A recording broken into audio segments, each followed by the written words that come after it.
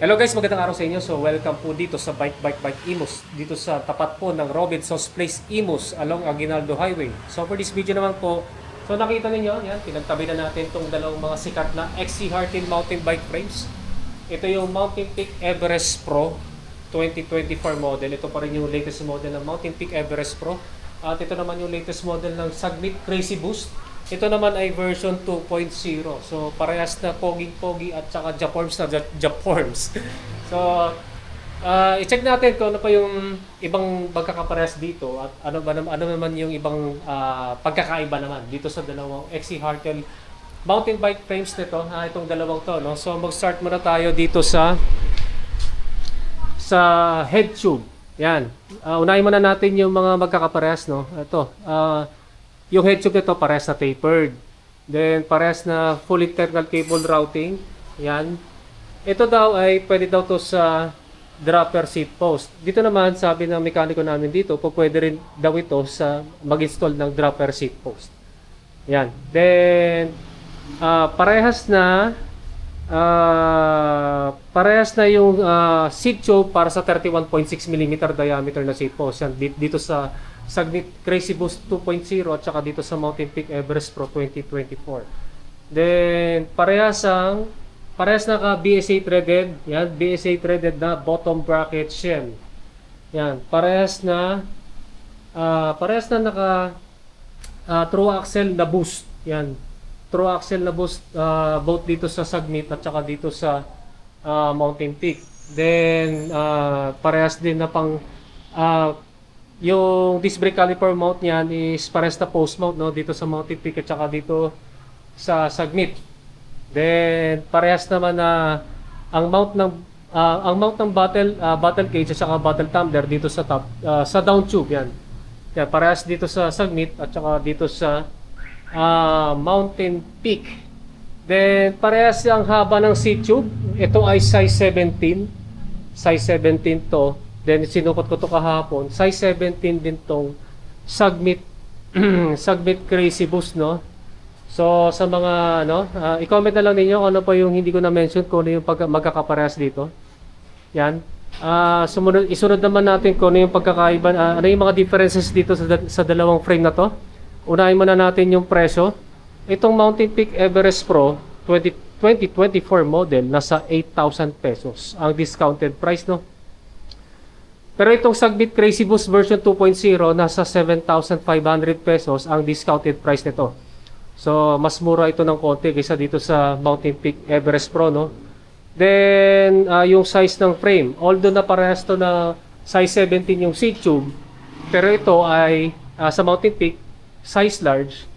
Ito naman ay size medium kasi sinukat ko yung top tube nito, yung actual top tube length.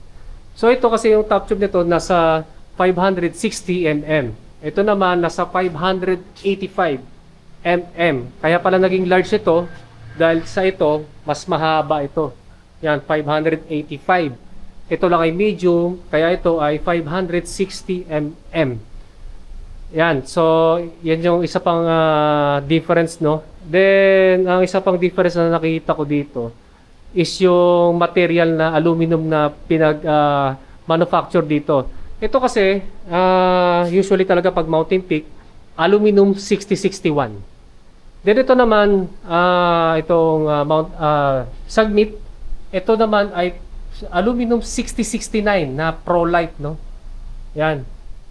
So yun pa yung isa pang pagkakaiba. Then next naman ang isa pang pagkakaiba, yung pagka-welding nitong frame na to. So kung titignan natin dito sa Mountain Peak Everest Pro,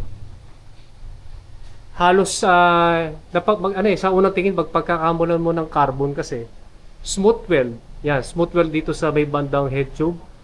Smooth weld dito sa may bandang seat tube at saka sa top tube. Smooth weld din dito sa may bandang bottom bracket shell. Tingnan natin dito sa seat stay at saka sa chain stay. Yan, smooth weld din, no? Smooth weld din. Opposite naman dito sa Sagmit Crazy Boost, no. Nakita natin yung parang pagka-welding nito, no. Yan. May welding dito sa bandang head tube, seat tube. Although sa bottom bracket meron pero hindi masyadong halata. Pero meron pa rin, no. Tsaka dito sa may sa rear triangle dito sa seat state tsaka sa chain state. Yan, isa pa yung nakita kong pagkakaiba. So, next naman, timbangin na natin tong dalawang to. Kung ano yung mas magaan. Ito bang Mountain Peak Everest Pro o yung itong Summit Crazy Boost version 2.0. Ito na guys, no? Ayan, nandito na yung weighing scale, yan, digital. So, pagkumpara na natin yung timbang nitong dalawang to. Unahin muna natin tong Mountain Peak Everest Pro 2024 model, no? Medyo nakakatakot nga lang kasi magaan. Baka matumba. Baka matumba.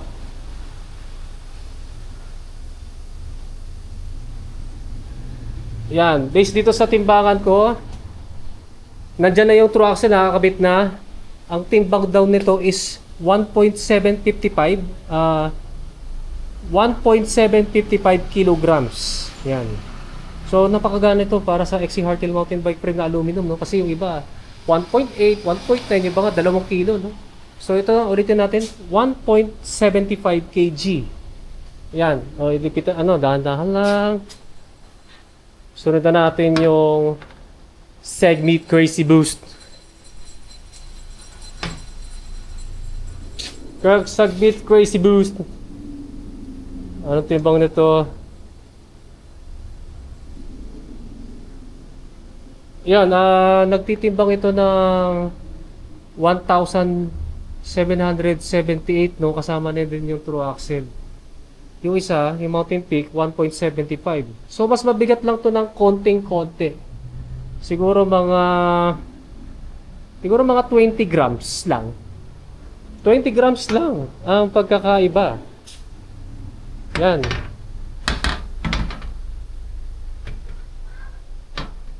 Yan Pasensya na kasi maselan to dalawang frames na to. So, mas magaan pala to ng konti. Sobrang konti lang. Mas magaan lang to ng 20 grams ito. Ito Mountain Peak Everest Pro. Yan. Ito kaysa dito sa Summit Crazy Boost 2.0. So ito na yung dalawang frames natin, no. Yan. Sa mga magtatanong kung ano yung mas maganda dito sa dalawang to, parehas lang naman, no. Ano lang yan, lang to, personal preference ko ng trip nyo. At nalaman nyo na yung mga magaganda dito sa dalawang frames na to. Ito kasi sa mga gusto ng mga smooth weld na kasi yung iba naglalagay pa ng nagmamasilya pa para maging smooth weld yung frame nila eh. So kung gusto niyo bumili ng frame na smooth weld, yan ito. Itong Mountain Peak Everest Pro. Yan, at saka gusto niyo na kung sa mga weight winnies diyan, no. Sa mga gusto niyo mas magaan ito. Pero, maganda naman dito sa Segmeet Crazy Boost version 2.0, mas affordable naman to ng 500 pesos. Yan, at saka yung timbang naman nito, hindi naman masyadong mabigat, napaka-konti lang na diferensya. Sa halos pagkaparehas lang. Yan, so ito na yung dalawang mga XC Hardtail mountain bike frames na to. Yan, parehas na maganda at parehas na maporma. So kung meron kayong tanong na hindi ko na-mention dito sa video na to, i-comment na lang ninyo sa comment section down below. So hanggang dito na lang mga idols. So maraming salamat sa inyong panonood, and don't forget to subscribe sa aking YouTube channel. Pakiclick na lang yung notification button para ma-totally notify kayo. Kaya guys, maraming salamat sa inyo and ride safe po sa inyo.